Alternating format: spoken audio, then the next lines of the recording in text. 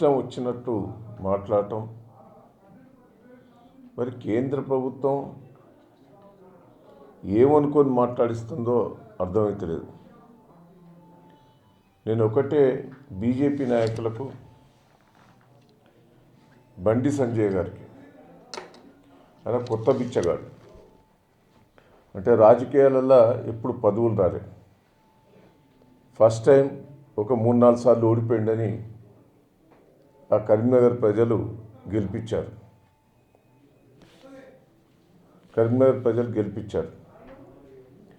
నేను ఒకటే అంటున్నా, నీ జీవితంలో అది ఫస్ట్ టైం, లాస్ట్ టైం.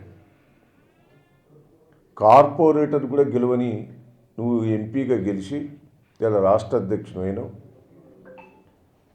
నేను గతంలో అన్నా, నీకు కుక్కకు బొక్క దొరికితే తోకు పుట్ట తిరుగుతూ ఉంటుంది బొక్క పట్టుకొని. నువ్వు అట్నే ఈ దాపురించినావు తెలంగాణకు సిచ్చు పెట్టేందుకే ఇవాళ బండి సంజయ్ తయారయ్యాడు. ఒక మూర్ఖుడు, అవగాహన లేని మనిషి. తెలంగాణ ప్రజలను రెచ్చగొట్టి లబ్ధి పొందాలనే ప్రయత్నం చేస్తున్నారు. అది తెలంగాణ ప్రజలు మొదలారు, తెలుసో తెలియకో కొన్ని మాటలు నమ్మారు, ఇప్పుడు అర్థం చేసుకున్నారు. తిప్పికొట్టే రోజు దగ్గరికి వచ్చింది. జైల్లో పెడతావు, ఎవడనుకుంటానో జైల్లో పెట్టేందుకు కేసీఆర్ గారు ఉద్యమకారుడు, తెలంగాణ ఇచ్చిన బిడ్డ, తెలంగాణ కోసం ప్రాణాలు అర్పించారు. వాళ్ళ కుటుంబాన్ని తిరుగుతావు. ఆ రోజు అధికారంకి వస్తుందని కూడా ఊహించుకోలే. కేటీఆర్ అమెరికా నుంచి వచ్చి ఇక్కడ ఉద్యమంలో పాల్గొన్నాడు, కవిత పాల్గొన్నది. కేసీఆర్ గారు నా జీవితం నాశనమైన పర్వాలేదు, నా జీవితం చనిపోయిన పర్వాలేదు, అమరనీయ దీక్ష పట్టిండు. ఇసుంటోళ్ళ మీద పిచ్చి పిచ్చి విమర్శలా? ఒక్కసారి ఇంటారు తెలంగాణ ప్రజలు, తర్వాత తీసి చంపవీధికి కొడితే ఎడబడతావు. ఎరికాను మానే డ్యాంలో పడతావు, నువ్వు అది గుర్తుపెట్టుకో. నువ్వు సిగ్గు లేకుండా మాట ఇదివరకు ఏదో వేరే రాష్ట్రాలల్లో ఇట్లా బెదిరించి మీ బీజేపీ పార్టీ వాళ్ళు జైల్లో పెట్టిండ్రు, కేసులు పెట్టిండ్రు. కేసీఆర్ గారి మీద నువ్వు ఎంత తోడినా తప్పులు దొరికాయి. కావాలని కేసులు పెట్టినా తెలంగాణ ప్రజలు ఊకోరు. నేను ఒకటే చెప్తున్నా, నీకు దమ్ముంటే తెలంగాణకు వచ్చే కరీంనగర్ కాళేశ్వరం నీళ్లు 3 TMC ఆపిండ్రు, ఆపుపోయి దాన్ని బంద్ చేయించు. 3 TMC ఇలా ఆపిండ్రు, తెలంగాణ ప్రజలు లేస్తారు. కరీంనగర్లో నేను ఉరికిచ్చి కొడతారు. కాళేశ్వరం ఏందనుకుంటున్నావు? ఆయన కష్టపడి కట్టిండు. ఆ 3 TMC పెంచితేనే కరీంనగర్, నల్గొండ, వరంగల్ జిల్లాల ప్రజలందరూ కూడా హ్యాపీగా ఉన్నారు. మెదక్ జిల్లా వాళ్ళు రేపు దుబ్బాక ప్రజలే తంతారు మిమ్మల్ని. రేపు దుబ్బాక ప్రజలకే పోతాయి ఆ 3 TMC వాటర్ కూడా. రేపు ఏదో గెలిపించాను కానీ రేపు ఉరికిచ్చి కొట్టే రోజు వస్తుంది దుబ్బాకల్ని మీ బీజేపీ వాళ్ళని. అది మొదలు కేంద్రంతో మాట్లాడు. దేవాదులకు నీళ్లు సరిపోతలేవని 3 TMC పెంచి 8.5 దగ్గర అదనంగా బ్యారేజ్ కట్టించి ఇప్పుడు నీళ్ళు వదిలే ప్రయత్నం చేస్తే దాన్ని ఆపే ప్రయత్నం చేసిన కేంద్రం ఒక్కొక్కటి ప్రజలు అర్థం చేసుకుంటాను.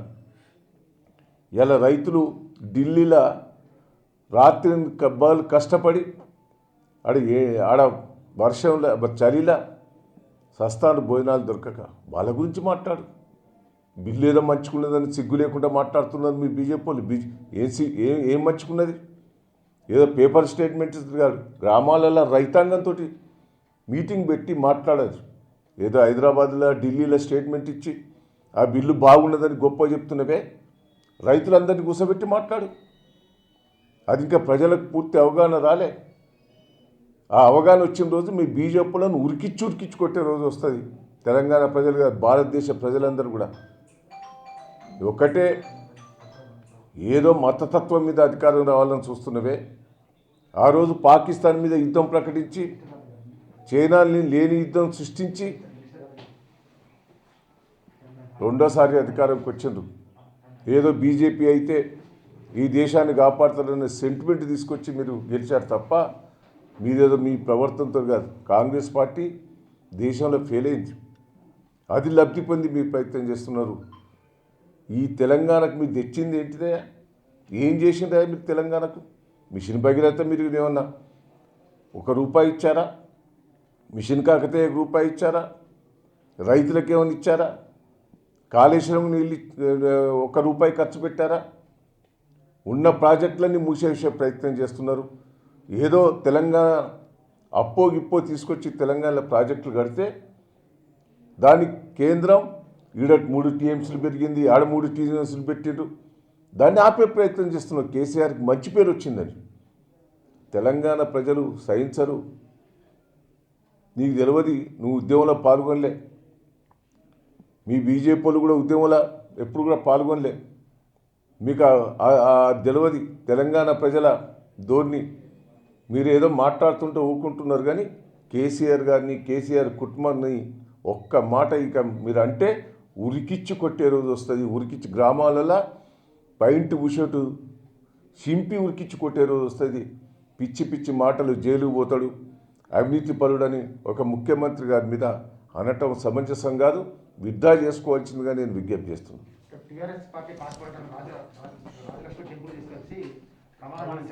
అదే రాజ్యలక్ష్మి టెంపుల్కు హిందూ ముస్లిమ్స్ గొడవ తీసుకొచ్చేందుకు ఆడ డ్రామా చేస్తాండి. అది హైదరాబాద్ వాతావరణం కేసీఆర్ గారు వచ్చిన తర్వాత 6 ఏళ్ళ నుంచి చిన్న గడబడి జరగలే. అక్కడ ముస్లిమ్స్ కొంత రెచ్చగొట్టాలని ప్రయత్నం చేసినా, హిందువులు రెచ్చిపోయినా కేసీఆర్ గారు సామరస్యంగా హిందువులతో బాగుంటాడు, ముస్లింలు కూడా కాపాడుకునే ప్రయత్నం చేస్తున్నారు. ముస్లింలు ఏమైనా చేసినా, హిందువులు ఏమైనా చేసినా, క్రిస్టియన్స్ ఏమైనా చేసినా హైదరాబాద్ ప్రజలు దెబ్బతింటారు. పెట్టుబడులు ఎవరు రారు, ఇండస్ట్రీలు మూతపడతాయి, నిరుద్యోగ యువకులకు అన్యాయం జరుగుతుందని ఆ మత ఘర్షణ లేకుండా 6 సంవత్సరాలు రాత్రింగలు కష్టపడి హైదరాబాద్ను తీర్చిదిద్దితే ఈ మూర్ఖులు మత ఘర్షణలు పెట్టే మూర్ఖులు ఈరోజు వచ్చి హైదరాబాద్ను నాశనం చేసే ప్రయత్నం చేస్తున్నారు. హైదరాబాద్ ప్రజలు కానీ తెలంగాణ ప్రజలు వీళ్ళ మాటలు నమ్మొద్దు, తిప్పి కొట్టాలి, వీళ్ళని ఎక్కడికి వచ్చినా ఉరికిచ్చి కొట్టాలనేది దయచేసి నేను రిక్వెస్ట్ చేస్తున్నా. తెలంగాణ ప్రాంతం 6 ఏళ్ళ నుంచి ఏ గడవలు లేకుంటున్నది. హైదరాబాద్ వాతావరణం కూడా చాలా బాగున్నది. మనకు పెద్ద పెద్ద ఇండస్ట్రీస్ వస్తున్నాయి, ఐటీ కంపెనీలు వస్తున్నాయి. హైదరాబాద్ వాతావరణం బాగున్నది. కావాలని రెచ్చగొట్టి ప్రజలను తగాద తీసుకొచ్చే ప్రయత్నం చేస్తున్నారు. అది మంచి పద్ధతి కాదని నేను ఈ సందర్భంగా హెచ్చరిస్తున్నాను.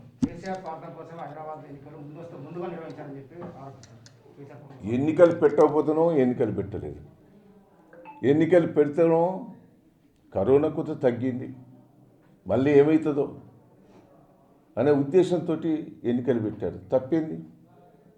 ఇప్పుడు కరోనా తగ్గింది వాతావరణం వాస్తవంగా, మళ్ళీ బయట దేశాలలో కరోనా తగ్గుతున్నది, మళ్ళీ పెరుగుతున్నది. వేరే రాష్ట్రాలు కూడా అదే పరిస్థితి ఉన్నది. మనం తగ్గిన టైంలో చూసి పెట్టినాం.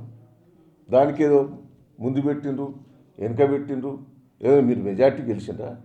హైదరాబాద్ ప్రజలు కూడా టీఆర్ఎస్కే మెజార్టీ, టీఆర్ఎస్ మేయర్కే అవకాశం ఇచ్చారు.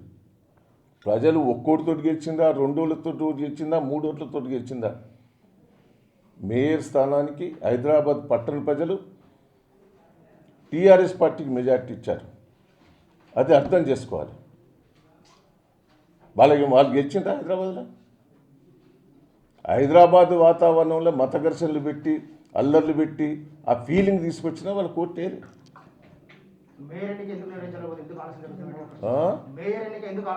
ఆలస్యం ఎందుకే? టైం ఉన్నది. ఇంకా మేయర్ది ఇప్పుడున్న కార్పొరేటర్లది, మేయర్ది ఇంకా టైం ఉన్నది. ఇంకా 2 నెలలు ఉన్నది వాళ్ళది.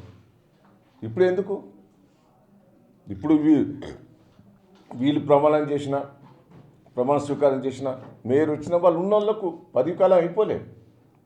10 కాలం అయిపోయిన తర్వాత తప్పకుంటే పెడతారు ఎలక్షన్స్. దాన్ని కూడా రాజకీయం చేసి ప్రజలను పక్కదో పెట్టాలని ప్రయత్నం చేస్తే ప్రజలు సహించరు. ఇప్పుడు రాష్ట్ర వ్యాప్తంగా ఒక చర్చ ఏంటంటే బీజేపీ నేతలు ఆరోపించారు, రిజిస్ట్రేషన్ ప్రక్రియలో ప్రభుత్వ అనాలోచిత నిర్ణయం వల్లనే తప్పండి. ఆ రిజిస్ట్రేషన్ ఒక 1 వీక్ తర్వాత మీకు తెలుస్తుంది. వీళ్ళ మాటలని వీళ్ళు కొద్దిగా ప్రజల లోపల కొద్దిగా అవన్నీ క్లియర్ కాలేదు. వాస్తవం కొద్దిగా ప్రజలు ఇబ్బంది పడుతున్నారు. ఒక 1 వీక్ లోపల కేసీఆర్ గారు ఈ రిజిస్ట్రేషన్ వల్ల రూపాయి ఖర్చు లేకుండా మీ ఇంటికాడ నుండి రిజిస్ట్రేషన్ చేయించుకుంటున్నాం, ఇది మంచిగా ఉంటుంది అని ప్రజలు మెచ్చుకునే రోజు ఒక 1 వీక్ ఓపిక పట్టండి. 1 వీక్లో ప్రజలు మెచ్చుకోకపోతే మేము కూడా చెప్తున్నాం కదా, అప్పుడు ప్రజలు మేము జవాబు చెప్పగలుగుతాం. మేము దేనికంటే అనుకుంటాం, వీళ్ళు దేనికంటే అనుకుంటారా? నేను బీజేపీలోకి చెప్తున్నా, ఇది మంచిగా ఉన్నదని ప్రజలు 1 వీక్ 15 డేస్ లోపల ఒప్పుకునే రోజు వస్తుంది. ఒప్పుకున్న తర్వాత ప్రజలు కరప్షన్ లేకుంటే చేసినాం. ప్రజలు ఒప్పుకున్న తర్వాత వీళ్ళు ఏం జవాబు చెప్తారు? మేము రెవెన్యూ చట్టం తీసుకొచ్చినప్పుడు వీళ్ళు వ్యతిరేకించారు. ఇలా రెవెన్యూ చట్టం చేయబట్టి గ్రామాలలో రైతులందరూ హ్యాపీగా ఉన్నారు. అలా పాస్బుక్లు వచ్చినాయి, మా భూమి మాకు వచ్చింది, ముఖ్యమంత్రి గారు బాగా చేశాడు, మాకు ఏ ఇబ్బంది లేకుండా చేశారు. బీఆర్ఓలు బాగా తప్పుడు బీఆర్ఓలో ఉంచాలన్నారు, బీఆర్ఓలో అధికారులను తీసేయొద్దన్నారు. మరి ఇవాళ ఏమంటారు? ప్రజలు మెచ్చుకుంటారా లేదా? నిరంతర న్యూస్ అప్డేట్ కోసం ఛానల్ ను సబ్స్క్రైబ్ చేయండి. పక్కనే ఉండే బెల్ సింబల్ ను క్లిక్ చేయడం మర్చిపోకండి. అప్డేట్స్ ని మిస్ అవ్వకండి. Thanks for watching. Please like, comment, share. Follow on Facebook, Google+, Twitter, Instagram. For more updates, please subscribe Great Telangana TV.